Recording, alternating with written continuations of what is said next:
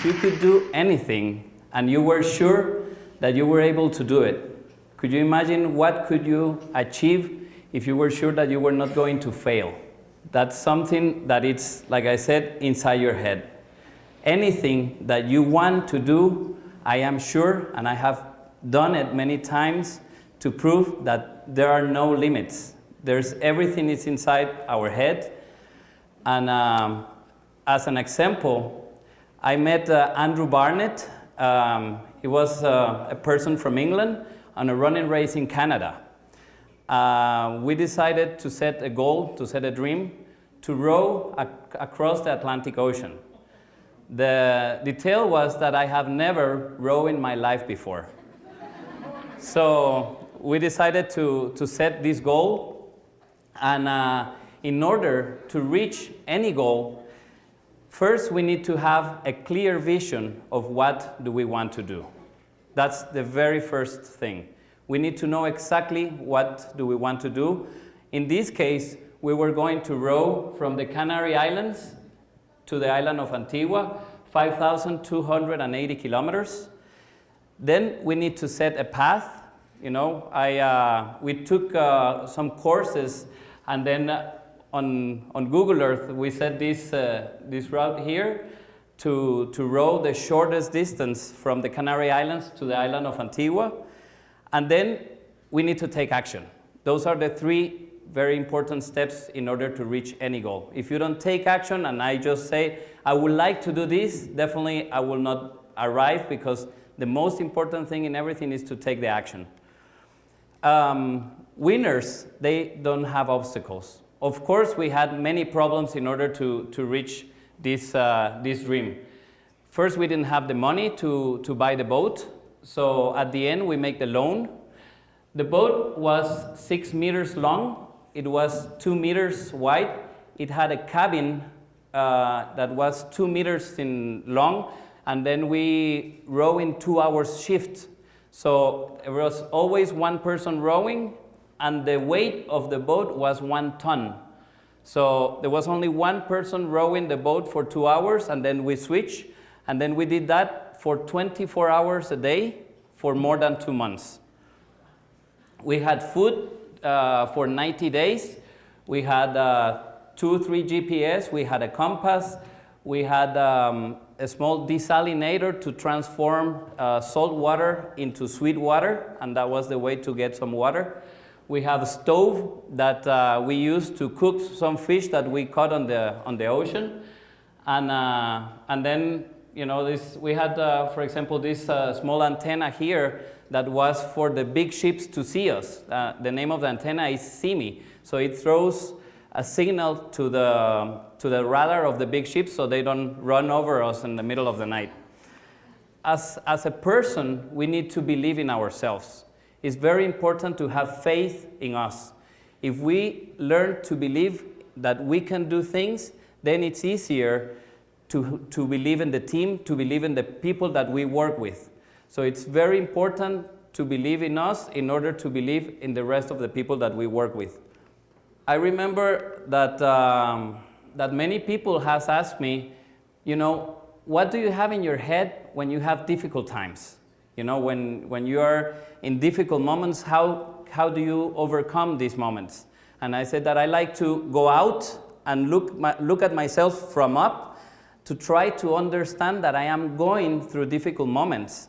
And in that case, you understand that those moments are part of the journey. They are part of the trip. So you are going through, and at the end, they are going to be part of the experience that we are learning.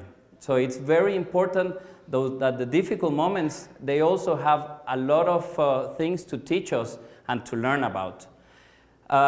We had, on the year that we rowed, we had the toughest weather registered on the oceans since 1954. We had big swells, waves that reach almost 10 meters in height. And when we went with the boat all the way to the top, I was able to see the horizon down under. And then when I was down, I was surrounded by huge mountains of water. During the day, it was nice, but at night, it was, you could not see anything. You were just going up and down. In order to anchor, the boat when the wind was blowing not on the direction that we wanted to go, we need to anchor ourselves. The ocean, in some parts, it reached 5 kilometers in depth. So in order to anchor, we use this parachute that we throw in the water. The parachute was 3.5 meters, and then we throw it, and when the wind blows the boat backwards, this inflates and stops the boat. On the toughest storm that it reached us, we moved backwards with the anchor on the water more than 300 kilometers. And we were looking on the GPS how we were moving backwards, and there was nothing we could do, just wait until the storm stops and then row back again. These are my hands. They look like that practically the entire trip because they were always with water. So I had blister over blister and over blister for the entire trip. I don't know if many of you have think about making a diet. I recommend rowing. In the first 2 weeks, we lost 20 pounds. We got exercise and good suntan, so it's a good exercise. It's also very important to enjoy the present and the little details that nature gives us. Like I said, I am in a hotel and tourism industry, and there's many people that pays to come to Guatemala to see the volcanoes, for example. How many of us takes 10 minutes now in November, December, which is really nice sunsets, to look at the volcanoes? Many times we run through the present and we don't take time to enjoy the little things that nature gives to us. For example, we saw a lot of rainbows, and maybe one particular rainbow that impressed me was that one day I was rowing, and suddenly around 2 o'clock in the morning, there was this white rainbow that started to appear. And then I didn't understand, and I was waiting for Andrew to come, and I said, well, he was sleeping. And then when he came out, I said, what do you see on the back? And I was afraid that he was not going to answer nothing because I was looking at a rainbow. So he said, oh, it's a white rainbow. And how did we see it? It was because there was a full moon on the other side, and there was a storm across the ocean. And that's why with the light of the moon, we were able to see this rainbow. We saw this whale also that swim about 3 hours around us. I put some swimming goggles, and then I put my head in the water. The whale was larger than the boat, and I was not afraid, but it was like a really nice experience to see it, swimming under and coming out on one side, in front, sometimes behind. It was like a peaceful experience. We saw flying fish, like this little one. I don't know if you saw Life of Pi. And there you can see many of the flying fish. And also the night, in that movie, there's a part of, they show where there's a night black, full of stars, and the green plankton that moves. We were able to see that many nights. It's something very, very impressive. We spent Christmas and New Year's in the ocean. That was something very important for me. It was maybe the most the Christmas that has been more spiritual for me, and it was like a great experience. And now I remember that in Costa Rica, once that I was giving a talk, there were about 200 persons, and someone asked me and raised a hand and asked me, "Don't you feel irresponsible to go and do all these types of things, leaving your family back home?" Actually, my daughter, which is here, was 15 days old when I left, exactly 10 years ago, because it was at the end of November, 10 years ago from today. So I left, and then I didn't know what to answer to this person. And then I was quiet for a few seconds, and then I said to him, actually, I would rather have a daughter that admires his father for doing what he really dreams than having a daughter with a father that doesn't dare to do what he dreams of. Yeah. Definitely, that's the best example. Thank you. We kept rowing, and in January, we started at the end of November, and in January, I was rowing, and suddenly Andrew told me, there's a big fish coming behind us. And then I said to him, where is it? So I stand up and I look, and I said, oh, I don't know in England, but in Guatemala, those big fish, we call them a shark, because you see it has this fin and the dorsals and everything, it's a shark. He rowed for about 1 hour, then he stopped, I sit down and I start rowing. I rowed for half an hour and I didn't see the shark anymore.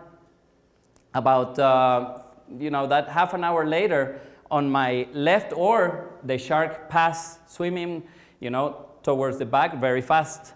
And then I said to Andrew, the shark is back. About 20 seconds later, suddenly I feel something that hit under, and I feel how the wood breaks under us. And then the shark comes out on the right, it swims to the back, and then it comes back again, and it hits the boat on a second time. We had a satellite phone, and then we called a boat that was 5 days away from us. And then we said, this is Maya Breed, that was the name of the boat. A shark is making holes on the boat, what can we do? And then they said, I don't know exactly what to say, but you can call us in about 2 hours to let you know what happened to us, That was the best thing they could say to us. So, the bottom of the boat, it was like an ashtray, like an ice cube tray, that it had a lot of little compartments. So the shark made 4 holes out of the 16. It broke 4 of these compartments, and then we were able to keep rowing. This was one of the holes that the shark made on the boat. And then at the end, after 64 days in the ocean without looking any land, we saw about 8 ships. Finally, we saw the island of Antigua. This was a really great experience. And for me, becoming the first Latin American ever in history to row across the ocean was something that it was so worth it, that all the problems that we had on the trip, they were really worth it to live in order to reach the dream. It's very important that we set big dreams in order to have big achievements. If we dream small, we will have small achievements.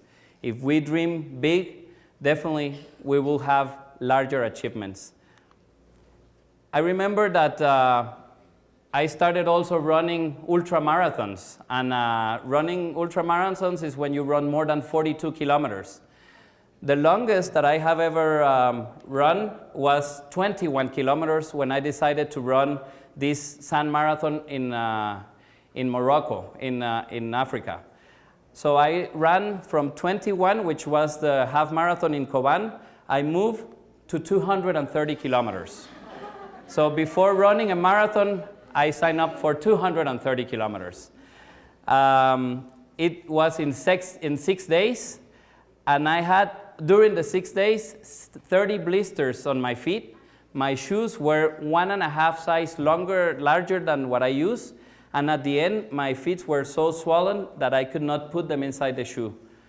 At the end of this event, I finished in 35th place out of the 612 runners that we started from about 35 different countries. The goals in life, they have to be ambitious enough to represent the challenge, but they have to be real in order to be achieved. Definitely, we need to know ourselves, we need to know our limits, in order to reach whatever we want in life. We have to become actors in our lives and not just dreamers. It's not just by saying, I would like to do this, or I have this dream, that you achieve the things. Like I said at the beginning, you have to take action. If you don't take action to do whatever you dream, you will not be able to become an actor of your life. I have seen sometimes programs on the TV about these races that I have done, and it's really nice to see a program of an event that you have been participated. It's nicer than just see something on the TV that you wish you could be there. Pain is temporary. Definitely, it's a lot of pain that you can get sometimes when you do these type of things. And not just in sports, because sports is what I like to do. But I imagine that in everything that you do, you go sometimes to emotional pain. There are different kinds of situations that make you feel like that. On these races, I use duct tape to put on my feet because just like the socks or anything, it doesn't help. So you need to wear this type of things. And the satisfaction of making it into the finish line and achieving the goal is something that it will last forever. You know, when you set a goal and when you reach it, it's a satisfaction that it will go with you for the rest of your life. It's important to live our life fully because we only have one opportunity to live. So I believe in you. I believe that each person can reach anything in their life if you really want to. I believe that the limits are in our heads. So please go out and do anything that you have always dreamed of. Thank you very much.